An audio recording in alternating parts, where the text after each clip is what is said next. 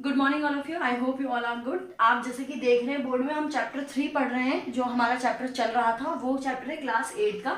Chapter का नाम है मटेरियल इन डेली लाइफ। आप डेली लाइफ में जो भी मटेरियल का इस्तेमाल करते हैं उस बिहाफ पर ये चैप्टर है।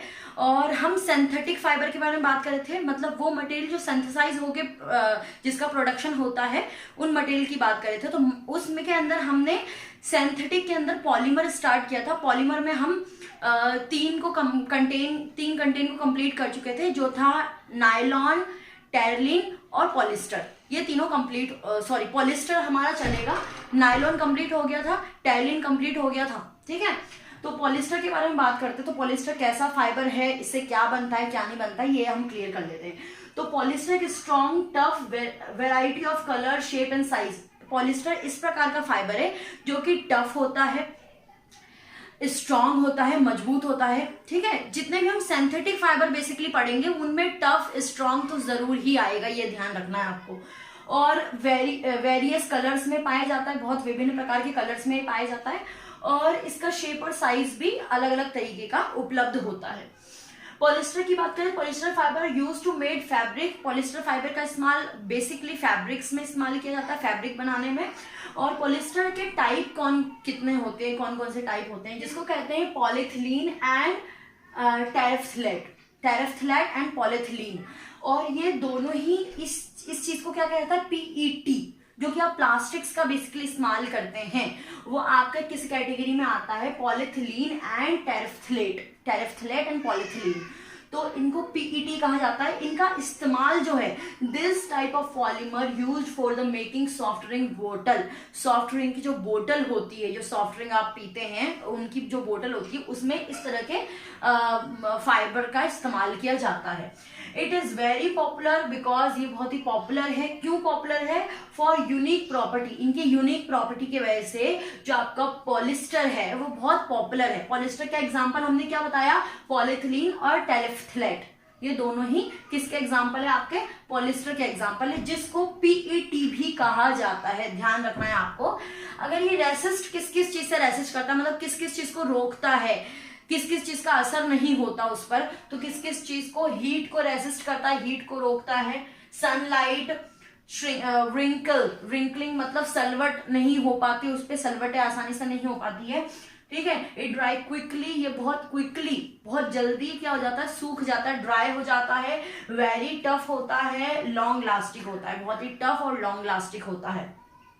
PET is made using ethylene and glycol. Ethylene और ग्लाइकोल से मिलकर आपका पीईटी बनता है। PET both are the three of both things are the PET. दोनों ही क्या है, पीईटी है।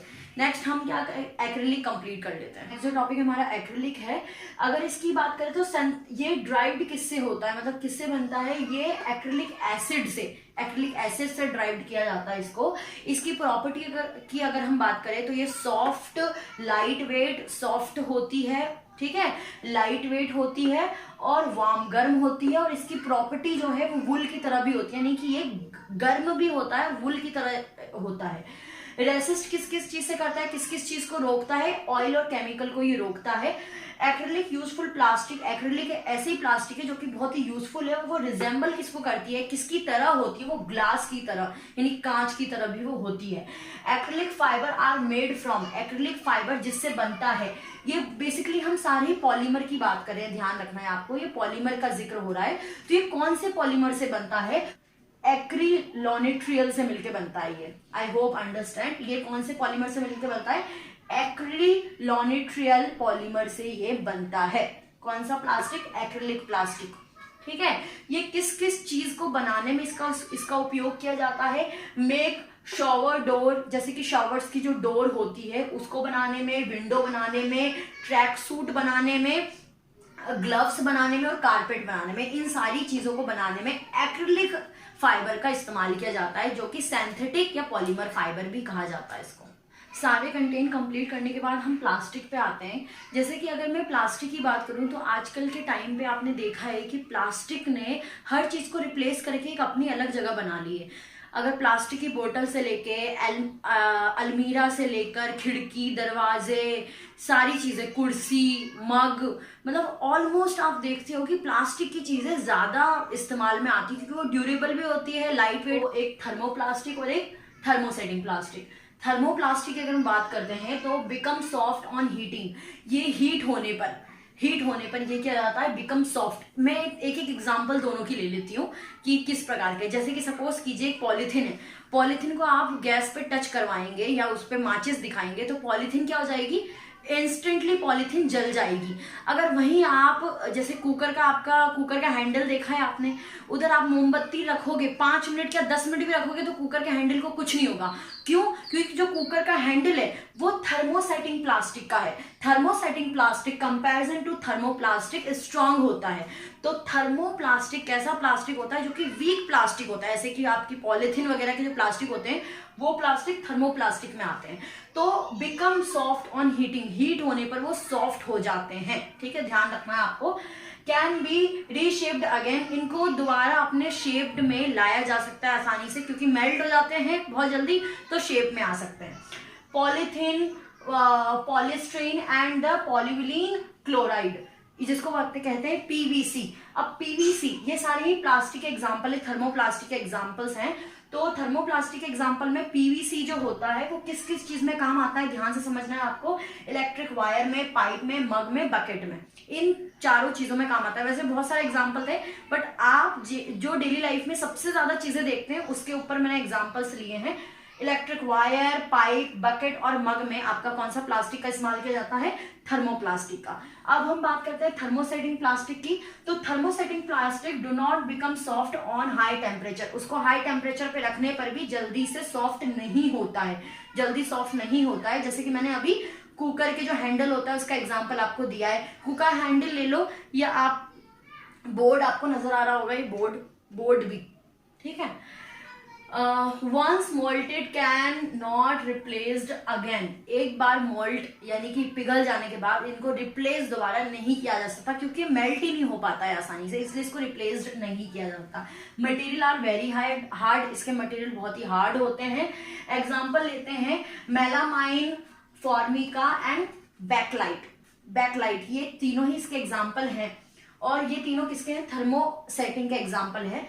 और इस यानी कि हम अगर बैकलाइट की बात करते हैं तो बैकलाइट से क्या क्या चीजें बनाई जाती है, ध्यान रखनी है आपको। Jewellery, button, lamp, comb, office table item, ये सारी चीजें किससे बनाई जाती है, थर्मोसेटिंग प्लास्टिक से।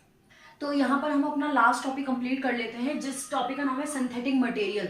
सिंथेटिक मटेरियल की अगर मैं बात करूँ तो हम अभी थोड़ी देर पहले सिंथेटिक मटेरियल को लेके टॉपिक्स को कंप्लीट कर चुके हैं। जैसे कि हम आजकल के टाइम पर सबसे ज़्यादा प्लास्टिक की चीज़ों का इस्तेमाल करते हैं जो कि सिंथेसाइज वे में ही बनाया जाता है। प्लास्टिक की हर वो चीज़ सिंथेटिक मटेरियल यानी केमिकल प्रोसेस से उसको रेडी किया जाता है। वैसे ही हम सोप, डिटर्जेंट, फर्टिलाइजर, बहुत सारी चीज़ें ऐसा इस्तेमाल करते हैं जो कि केमिकल वे में रेडी किया जाता है। तो क्लिनजिंग, सोप, डिटर्जेंट, ये सारा ही केमिकल वे में रेडी किया जाता है। ये आजकल हमारे लिए इन सारी चीज़ों के बिना जीना बहुत ही ऐसा होता है कि हम ये सारी चीज़ों, जैसे सोप अगर ना हो, साबुन ना हो तो हम पानी से, क्या हम महीने सिर्फ पानी से नहाकर रह सकते हैं? तो ये सारी चीज़ें हमारे लाइफ के लिए नेसेसरी बन चुकी है। लेकिन इसका डिसएडवांटेज भी होता है, जैसे कि नॉन बायोडिग्रेडेबल होता है। ये क्या होता है, नॉन बायोडिग्रेडेबल होता है। ये जो डिटर्जेंट, सोप, क्लिनजिंग, ये नॉन बायोडिग्रेडेबल होता है। इसका मतलब ये है कि ये इट कॉज वाटर पॉल्यूशन, ये वाटर पॉल्यूशन ये डिग्रेडेबल नहीं हो पाता यानी अपघटित नहीं हो पाता। इसी वजह से ये वाटर पॉल्यूशन क्रिएट करता है। जैसे पानी में आपको झाग वगैरह नजर आते हैं, सोप नजर आते हैं, ये सारा केमिकल प्रोसेस द्वारा होता है। इसीलिए वाटर पॉल्यूशन जो है इनके वजह से क्रिएट होता है। अगर हम बात करें fertiliser, it is also the synthetic material. Synthetic material में आता है, पेस्टिसाइड भी सिंथेटिक मटेरियल में आता है।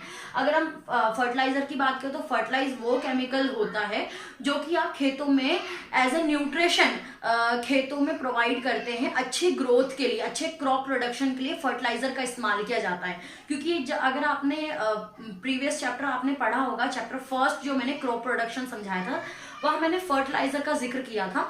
तो फर्टिलाइजर का इस्तेमाल अच्छी ग्रोथ के लिए होता है, लेकिन ये केमिकल मेथड से इस्तेमाल किया जाता है, इसलिए इसके डिसएडवांटेज भी बहुत होते हैं। ठीक है, जरूरत से ज्यादा हो जाने पर ये नुकसानदायक भी हो जाता है। अगर हम बात करें पेस्टिसाइड की, तो पेस्टिसाइड जो होता है हमारे लिए हार्मफुल हो सकता है। Human being through the breathing, जब वो इनहेलेशन करते हैं, ब्रीथिंग करते हैं, उस दौरान अगर पेस्टिसाइड जो है हमारे शरीर में प्रवेश कर जाता है, इसका कुछ कण, तो हमारे लिए वो श्वसन क्रिया के लिए बहुत ही ऐसा हार्मफुल हो सकता है कि डेथ, सीरियस इफेक्ट भी इसका पड़ सकता है। तो ये जहां तक जो ये हम सिंथेटिक मटेरियल जितना ज्यादा हम इस्तेमाल कर रहे हैं अपनी डेली लाइफ में, उतना ज्यादा इसका डिसएडवांटेज भी हो रहा है। मतलब ये केमिकल प्रोसेस जो है आपके शरीर को कई प्रकार से हानि पहुंचाता है। तो ये चैप्टर इसी के साथ कंप्लीट होता है। आई होप ये आपको ये चैप्टर समझ में आया होगा। अगर ये वीडियो पसंद आए तो प्लीज लाइक और सब्सक्राइब जरूर करें। Have a good day.